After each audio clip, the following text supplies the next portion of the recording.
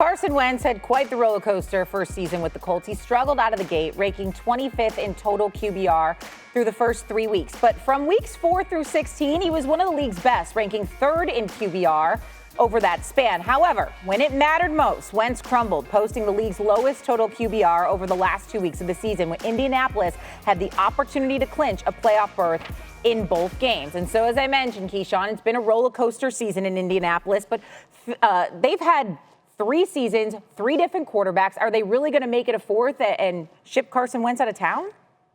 You know, Shay, it's unfortunate that they've even gotten to this point. Think about it this way. And Dan, you know this as a quarterback. Yeah.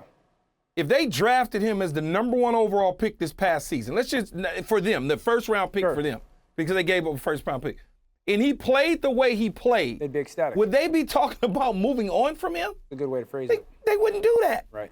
So I don't know why, and Frank, one of my former teammates, said, snapshot judgment, 1 game or 1 year.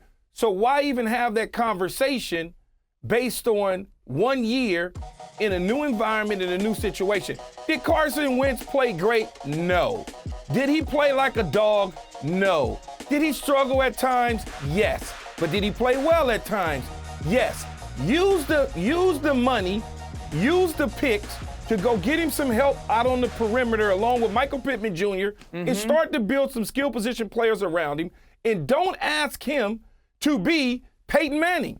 Ask him to be a manager of the football, because you got Jonathan Taylor, okay? Run the football and play defense and manage that quarterback. Don't get caught up in him being the number 2 pick overall with the Eagles and this franchise-saving quarterback. Yeah. Don't do that. Yeah, Key, I agree. My note is, why has the narrative come to this? Yeah. You know, because the guy had a good season, and that's the frustrating thing for me is there's this expectation that, well, he should be 40 touchdowns and 5 interceptions, and if it's not that, it's not going to be good enough. Key, you mentioned the receivers. We talked about it a couple weeks ago. This receiving core is bottom 5 in the NFL. Their second leading receiver, Zach Pascal, was the 70th best receiver in football this year. I don't care who your quarterback is. They're not going to play to their optimal level, and their offensive line isn't good at pass protection. I will say this. I think Carson Wentz is a good player. I am not backing off that. I think he has proven that. If the Colts, and I love Chris Ballard, I think the world of him and Frank Reich, if they choose to move on from him, it is about things outside of the football field. It is about, we want a different leader. We want a different kind of locker room presence. We want a different kind of leader.